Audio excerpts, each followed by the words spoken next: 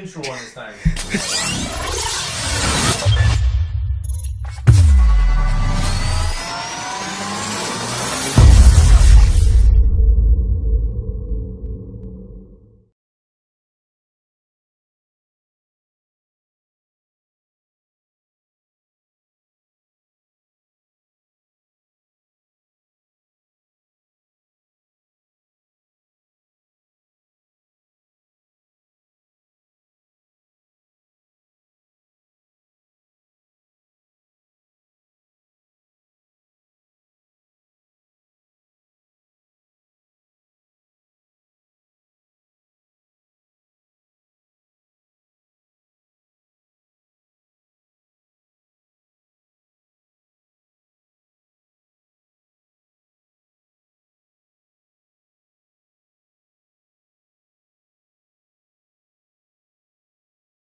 So how many restraining orders? I just want to does let you Zoe know, have? just in case. Dude, I mean, she's been irritated with me. She's like, I'm not a big Friends guy. Is it really that good? I'm not a big Friends guy. Coffee shop. Okay. Do you watch Friends? You gotta listen to this message. Come here, Are you a seriously. big This chick Friends is guy? so in love with me. It's crazy. Big guy. Calling to let you know that I hope you die. Super. What's the flag, cue like bro. that we're starting? You are obviously a terrible person. So then why are you trying to be quiet right now? Everyone is you steaming pile of Who's they? Go to hell. Hello, Emilio. Podcast.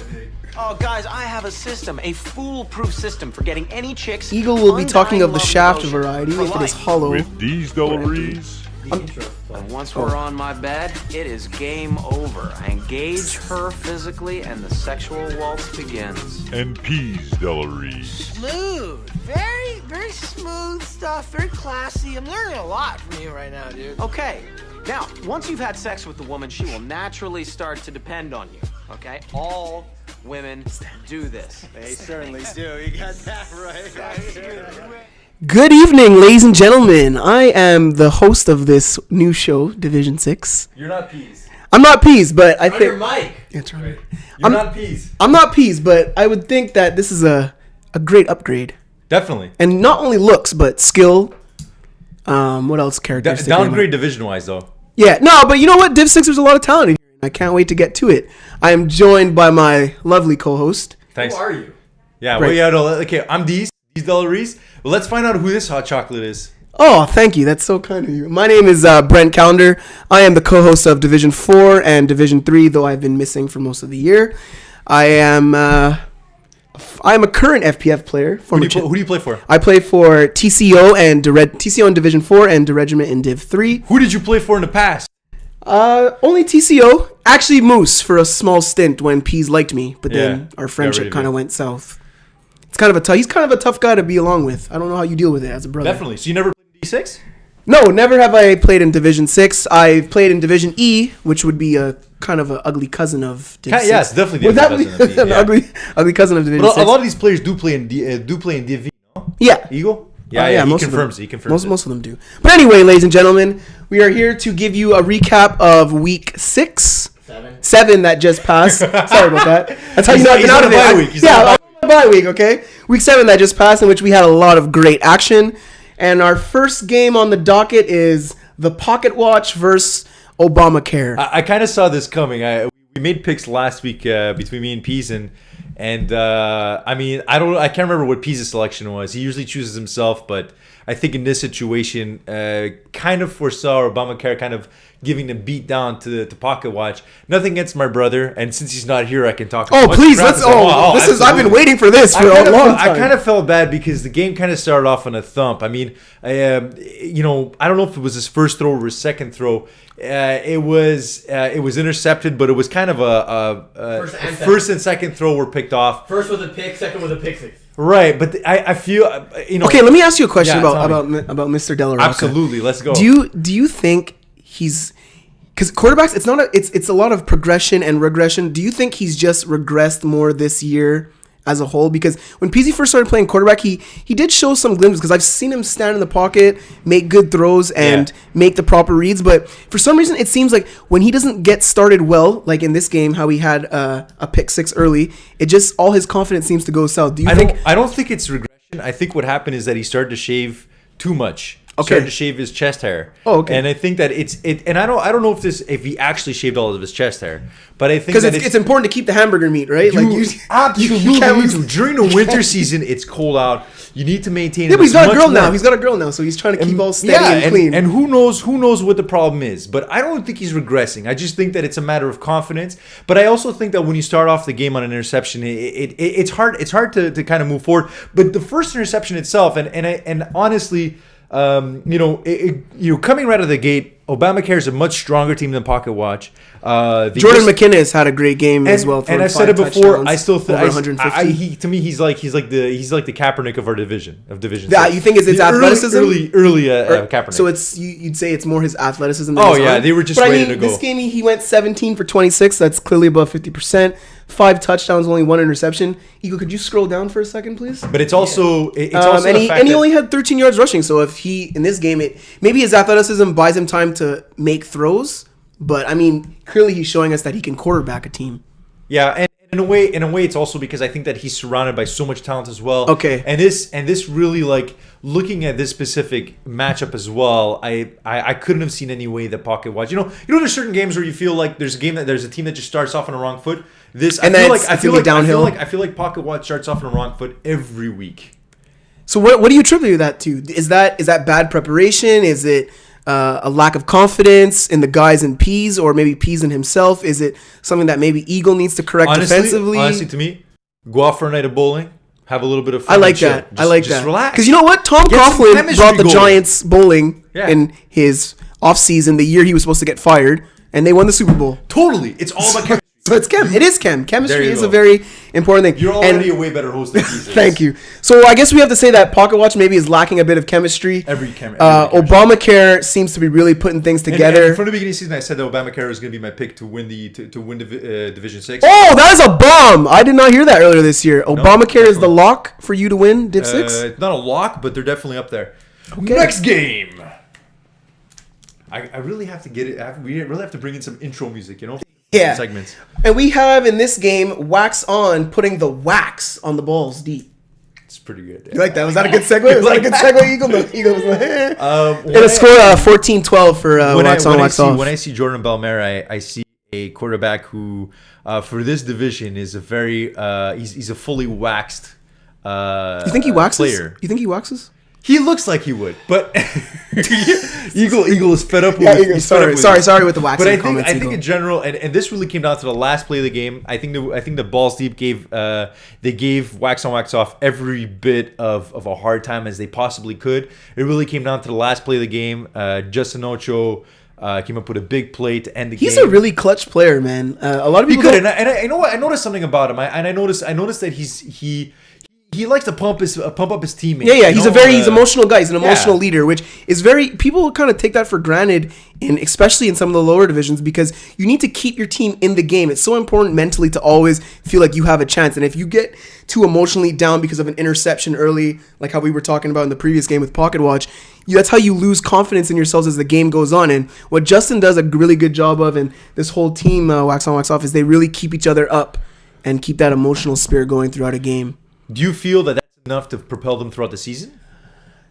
I think one thing that they have to do to help them propel a bit more for the season is Danny Damour needs to be more of a factor in these games. Danny Damour is a solid Division 3 player, so I know he could do a lot of damage in Division 6.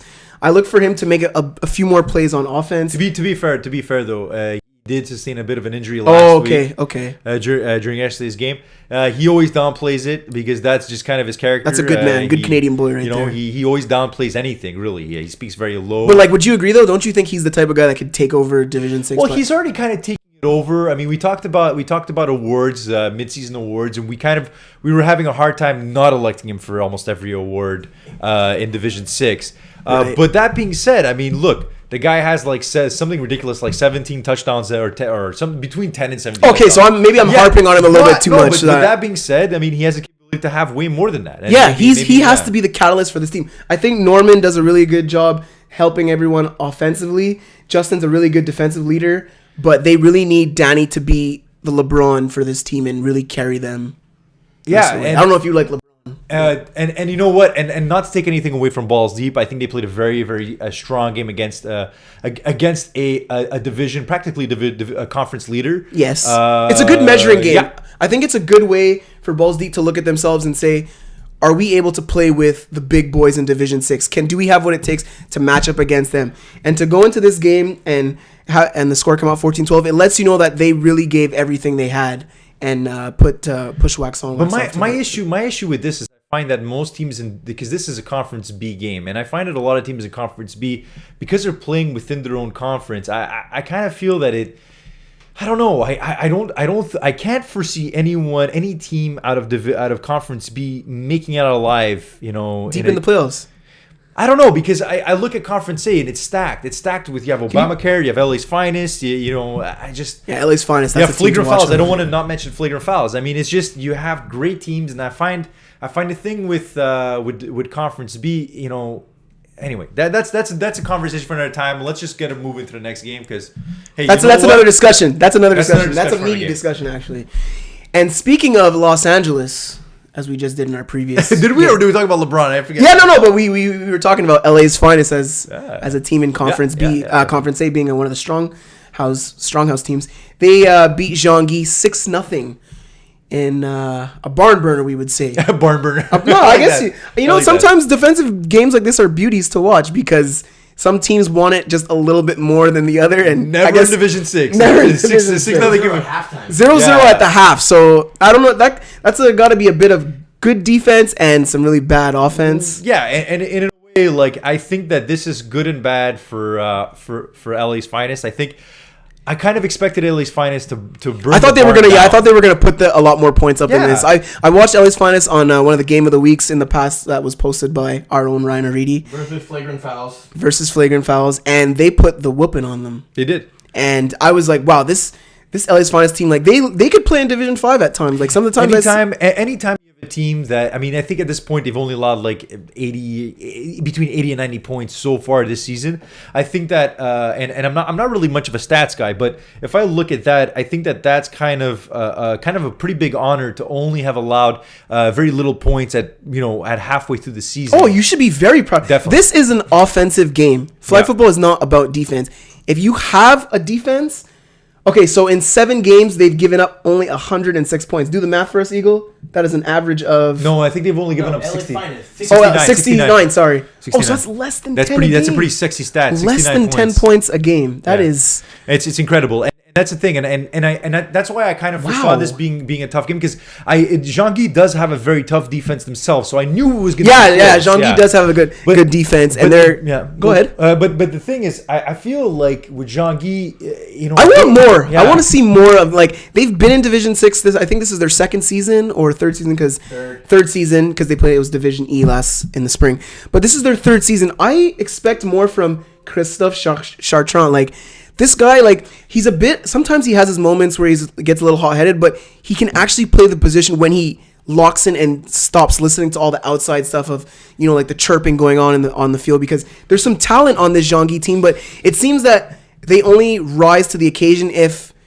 It's kind of like a catch-22. They have to get into an argument with other teams and, like, get that blood pressure, I guess, going to really get themselves in the game, because if not... Then Christophe Chartrand has games like this, going 4 for 19 with 2 interceptions. That's unacceptable. It really is. You can't win. As good as your defense is, and their defense obviously held them in the game long enough, they can't expect that a quarterback having 4 completions and 2 of them being interceptions to win the game. No, and there's really no way you can win a game at that point. And if anything, I'm surprised at the fact that they were able to propel themselves to possibly a victory with only 4 completions. With 4 completions, exactly. And so if anything, I think that's... Is there a positive? Is there a positive to take out of it then? I think that there's a positive for Jean-Guy in terms of their on defense. I think there's a big negative for LA's Finest. This, to me, you have an opposing quarterback that only completes 4 passes. You're supposed to be the dominant team in Conference A. In the conference, There's absolutely no reason why you should have burned down the barn. Like, you should have basically taken this game taken away from them. I guess when you win the game, you're going to look at the positives, and they're going to say, we won a defensive battle. Yeah, Maybe and- that's the way LA's Finest has got to look at this game. And it kind of feels like a 49ers Seahawks kind of game. Yes. You know? Like, oh, low can scoring. we give him that high of praise? Because those Well, are because- just yeah. the quarterbacks are still kind of You gotta solid do in that. those You games. But you got to do that in Division 6. But it's also like this, going back to my point that Conference A is a very tough division stacked with talent. These are two teams in Conference A. I see putting being like going into the playoffs. Conference A, I wouldn't want to play either one of these teams. that's right. So that's that. Metal sharpens metal, you know, that's what they say. So this is probably a good. Maybe Jean-Guy can recover from this and use this to propel themselves to have a better performance in Week 7. In our next game, we have the Mountain Goats getting to the top of the mountain against NWO. Nice. I like these analogies that goes in. Thank you. Mountain Goats come away with a 19-13 win over. Let's just put this aside for a second. For those of you listening, our host tonight, Brent Callender, chose to leave three beautiful women, South American three women. South American roommates of mine, at home. because it's one of their birthdays and my birthday was yesterday, so we were gonna have a little celebration. No one cares about the backstory. All they care is that there's three beautiful women at home, and you left them to be here to speak to you, Division The 6 FPF audience. Nation. That's how much I love you guys. I Really gave do. up. I gave up the women So for you guys. the respect is in, man. Thank you. Thank you very much. Going back to this game of Mountain Goats versus the New World Order. Does it stand for that? Are they true New World Order? I Or would are say they it stands for not without omens. Omens. Okay, we can do that. I don't want to say this name. Eagle's gonna trash me for this. Anthony Sabaiga. Shavinga? Hello, we'll let you keep trying. Just No, keep trying. Eagle. Is that right? Maybe. Anthony Sabaiga going 14 for 29, 129 yards, 3 touchdowns, 2 interceptions. That was a good enough performance for them to get the win. What jumps out to me when I look at this game on the papers, the receiving core for the Mountain Goats, having everyone contribute. Christopher, Mark Alexandre, Pierre Hugh, Christopher what? Christopher Vredoy, Rudenhill, Mark Alexandre Delagage. All right. Delage, Keep going. Pierre Hugh Saint Marie, Jonathan Verendagai, Bergen Hill. I just Bergen Hill, and William Musker, all contributed. McCuster all contributed in this game, and McCuster, they all contributed big in this game, and the Mountain Goats were able to get a win. What do you think that NWO needs to do to overcome this loss going into next week? It's kind of weird. You because get they two didn't- turnovers. You get 2 turnovers on defense. They picked off Anthony twice, and they still couldn't capitalize on that to get enough points. 2 turnovers should automatically give you 12 points. a really good chance to win a game. Absolutely. But I think that generally, when you look at NWO, they've kind of been on a skid recently. We've seen them lose a lot of games that they've generally they should have been in a position to kind of win or withstand towards a victory. The problem with NWO at this point is that there's not much consistency. They have a quarterback that's been playing fairly well, but Good enough to win a quarterback. But that's it, not enough, because it's really like, and we've spoke about this in previous podcasts, that it's you really need Guy that's gonna- 3 touchdowns, you know, Automatic- You you need gotta that. get 3 touchdowns each game or more to win. Could you bring and, up his history, Eagle? Okay. And the thing is, Thank like, you. and you see that He hasn't thrown many interceptions. You know, he's a 1 to 2 interception a game guy, which you can survive in Division 6. And he's thrown, how many touchdowns has he got? He's got 19 touchdowns. So, 19 touchdowns, 7 interceptions. When I look at that, I see a guy that he knows what he's doing. He could score the points. But I don't think it. It's only 3 touchdowns a game. But I don't think. But that, we just yeah. said three can be enough to win if you have a Can be, but you got to do more. And you look at Rosh Olshansky, quarterback of the flagrant fouls. The guy puts up, he's got about 34 touchdowns at this point, and that just shows you the rate that you need to be at if you want to be really at the top. And I don't really want to put this on Sanchez's back. It's not specifically about him specifically.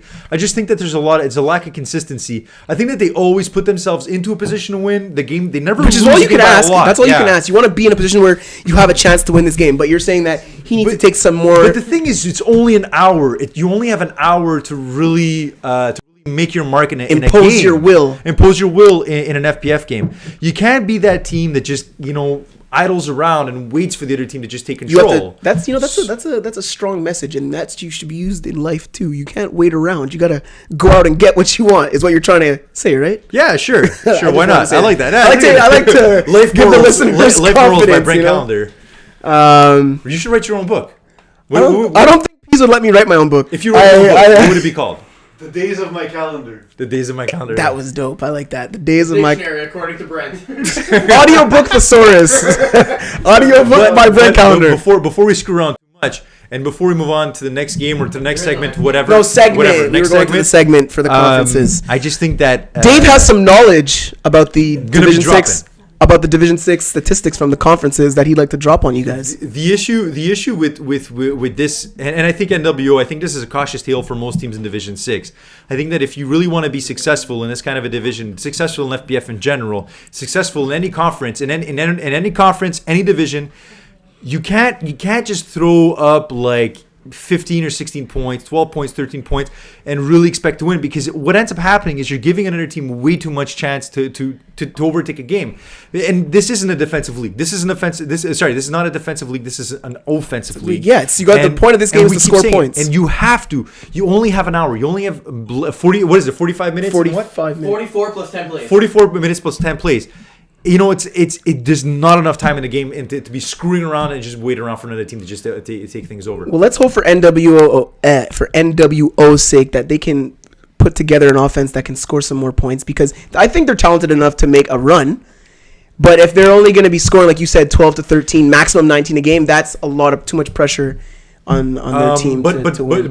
Yeah, and we talk too much about NWO, and in a way that we should be giving a lot more credit. Yeah, to that's true. Goats. That's true. You know, the fact. It's just because when I look at this, I when I see veteran teams, I never think it's an excuse. Right. A veteran team should never lose to a new team. Yeah. You know the rules a bit more. You have more experience. You know that this is an offensive league, and to have that type of performance, I wanted to speak about NWO, but like you said, and more. Maybe the Mountain Goats deserve a little bit more. More importantly, the Mountain Goats, they've surprised me. Beyond anything I would have expected. Coming into the league, we kind of saw them as a young team. They look kind of fragile because they're small. The one thing we didn't realize is that they have a lot of talent. They have a lot of speed. They're the kind of team that when they get on the field, you're like, look at these guys. We're gonna take over the game. We're gonna pounce on these guys. Right. And I think that is the deadliest thing for anyone, because the last thing you want to do in this league is to just go in with the idea like, yeah, we got the win. No, yeah. No, you got and the like win, you would look at the Mountain Goat schedule and say, okay, they've lost a lot of games. It doesn't look like we're gonna have too much trouble, but NWO can't pull it together and beat a team that right, and that's struggling to their detriment. Yes, to their detriment. So next on the docket, we are going to go to a commercial break, and when we come back, we will go over the playoff standings in Division 6 and our picks of the week. Calling the Audible has been brought to you by the English Montreal School Board Deal. Thank God. This guy's High awesome. school diploma for prerequisites for CEGEP over What's up, It's never too late to go back to school. Learn anywhere at your own pace and get your diploma. Call 514-788-5937 for information. You got yourself or a visit beer? www.distanted.ca for more details. You want a floor beer?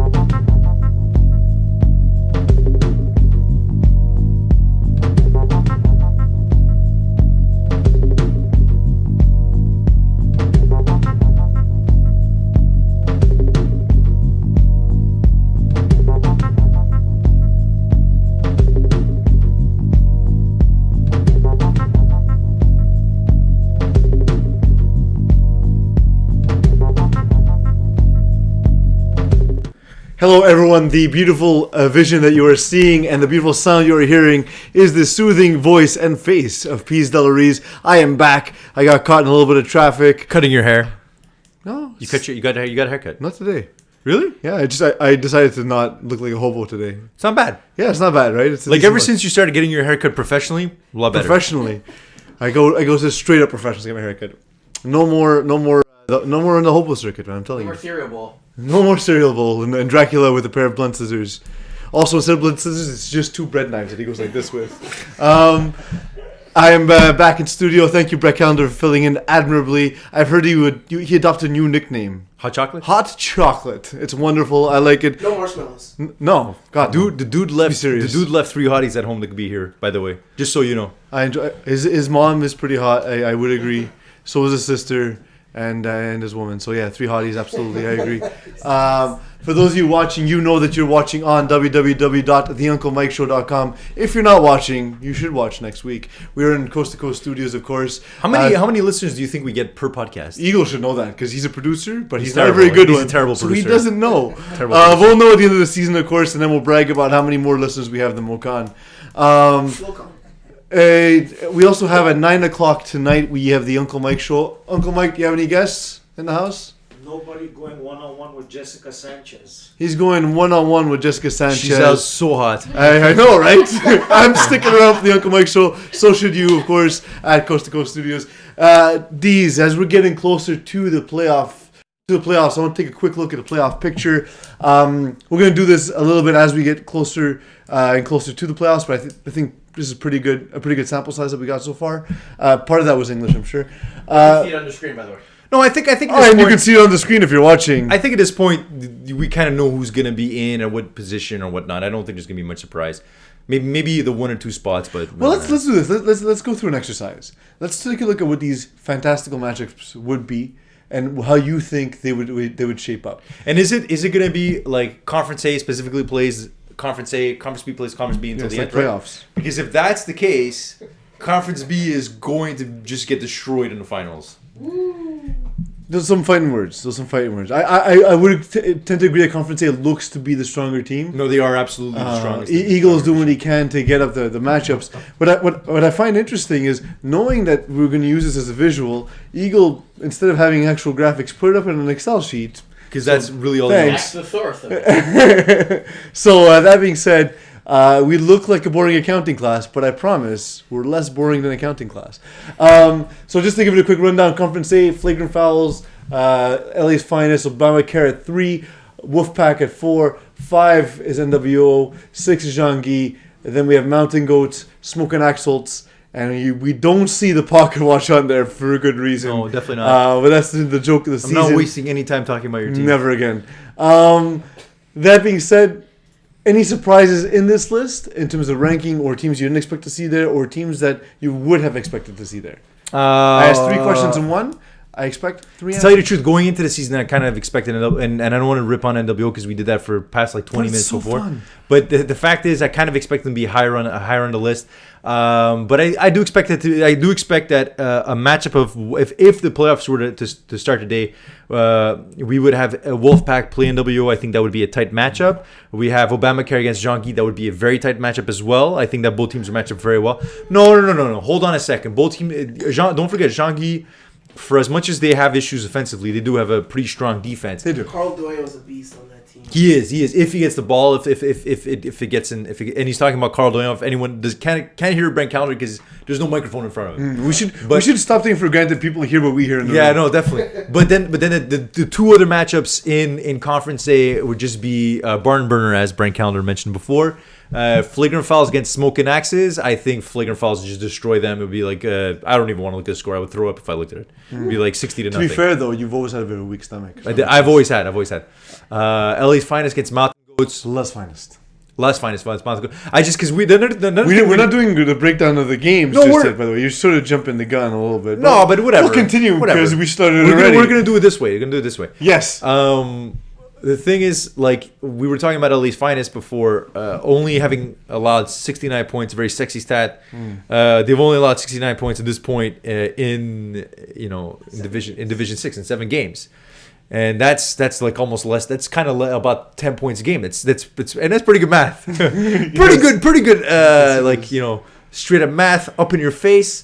But that is not bad. What am I talking about? I I don't know what I'm talking about anymore. But anyway, so Is this that's what happens my. when I let you work with Brent Callender? Do you lose your mind? That is, and that is my breakdown of division of Conference A. Also of your brain. In Conference B, we have Pardon My Swag at 1. We have Wax On, Wax Off, which is a name you want to pronounce very carefully. We have Mean Machine at 3, Sun Bros at 4, Diablos, Los Diablos. They're not called Los Diablos, but they should be. So Los Diablos at 5. Balls Deep are deep into the 6th seed. We have Beast Mode at 7 and Tigers with a Z in Conference B. I'm going to go ahead and make a prediction here. We're going to have a huge upset. First round of the playoffs, because I think this is pretty much set. I think Tigers will be Pardon My Swag in the first game because nobody knows how good they are. They're a brand new team with a lot of athletes, a lot of talent. If I'm not mistaken, Jamal Gittin's brother plays on Tigers. Very talented individual. They have a lot of talent on this team. And to be honest, I can see the game happening because they've now got the experience, whereas early on in the season they were losing games because they weren't experienced. Now they're ready to make the next step, in my opinion. I'm inclined to agree with you a little bit, and I think that's the thing. I thought we were gonna have an argument. Not yet. None of this. But we will argue because it's coming. But I do think that it'll be close. I don't foresee Tigers winning against PMS because that's what they want to be called. PMS. That's kind of, because Rob told them we can't call your team PMS. Yeah. And they're like, it can't always be your time of the month. Right. your time to shine. So but and I think it'll be a lot closer than that. But I don't foresee Pardon My Swag being a one and done kind of a team in the playoffs. I don't. I think they're a lot better. I think that if they are one of the only Conference B teams that I actually have faith in. We have a live tweet-in question by Brett Callender. He's not actually tweeting it. He could just pick up his phone and do it, but he'll ask us in person. Is the Pardon My Swag quarterback, I forget his name, but do you think he's ready now? Brad Evans. Is he ready to make that push and be a legit playoff quarterback? The question is whether or not Brad Evans is a legit quarterback in Div 6, whether or not we think he can make that push in the playoffs. I believe so because he has experience on playing Division 5. He's played as high as Division 2, not as a quarterback, but just higher division experience helps immensely. I would be inclined to think so. Let's get the rest of the matchups there, Eagle, because we're running a little short on time. Yes. We have Mean Machine. Oh no, Wax On, Wax Off versus Beast Mode. No. In this situation, I really see Wax On, Wax Off as a very formidable matchup. I think they're a very good team. I don't see them losing in this specific round. I don't see them getting. So what you're saying is they're good, but at least they're also good. No, they're good, and I think the fact that they have Jordan Belmare as a quarterback will really give them enough of a push throughout this kind of a game because I don't see much out of Beast Mode. I don't. Mean Machine, Balls Deep. This is tough. I saw Balls Deep play last night. I see a team that gave Wax On, Wax Off a really hard time. They are a very physical team too. I think that's definitely a trait in Division 6 that we see as being the kind of factor that can always push you through kind of tough times. And I think that in this specific matchup, I think Balls Deep is a great name, by the way. Great name. Great name for absolutely. We haven't talked enough about that, by the way. No, we haven't. Just because I giggle. Maybe we'll get deeper in Balls Deep next week. We'll have some deep analysis with Balls Deep. Yeah. Deep. How deep? Balls Deep. Deep. I wonder if they do the whole chant before the game. How deep? Balls Deep. Be curious. We have Sunbros, Diablos, two new teams playing and facing off in playoffs. If the standings remain as is, of course, what do you think would happen in this matchup? I don't know. These are two teams I don't foresee making it too far into the playoffs, and it sucks to say because it's not that I have any disrespect towards them, but I just think that they're coming up against a lot of. Sounds like you do. Yeah, but then again, Conference B is kind of that weird division, kind of weird conference where you don't really have any. There's no supreme talent like there's in Conference A. But in this situation, I'd have to go with some bros. I think that they haven't done enough to really propel themselves that far. But at the same time, I don't know. I think that they have a better chance. I think this is the matchup between two of the most underrated teams. Justin Lerner of Sunbros, the best quarterback no one's talking about. It really comes down to him, right? Yeah. A ton of talent. I think they can put it together. As we get closer to the end of the season, we'll do more and more analysis on the playoffs. But for now, I have a question of a scientific nature. It is terrible for you, great for me. I'm going to take a scientific concept, throw it to you. You're going to define what it is, and that will become the actual definition for the term. It is Science Hour with Duke, everyone's favorite moment, except for you, of course. And today, we're going to take a popular concept that I'm sure you don't know how to define. You better hope I don't know this concept, by the way. I'm sure you don't. I'm confident that you will not be able to define it properly.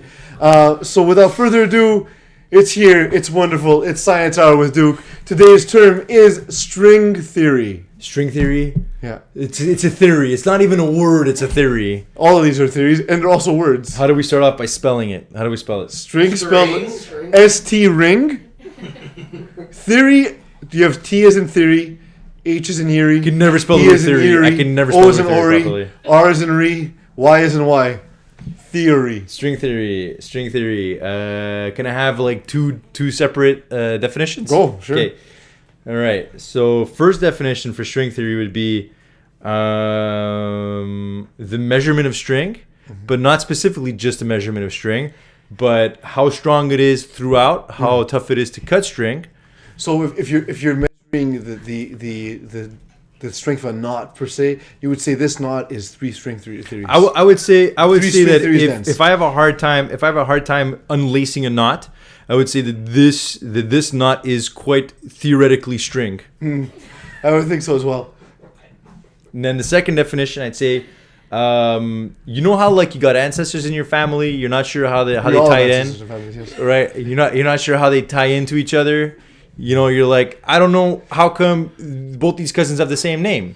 It must be string theory. Because they're not both my cousins, but they're each other's cousins. They're each other's cousins, absolutely. So you mean like Ancestors.com, but instead it's stringtheory.com? Stringtheory.com, because I think it's either it's like you know when you look at like your ancestry, there's always like these lines that connect your cousins and your uncles and stuff. Like that's what string theory is to me. I think it's like that's what connects peeps together. And the strong bonds of family, of course, are at least 4 string theories. And be like, you see your cousin and you're like, she's pretty hot, but she's still my cousin. I can't say that. Well, we're not going to talk about that time you hit on her cousin. I did not. At Rockaberry. To be fair, there was too much string in my theory. Yeah, and too much alcohol in your liver.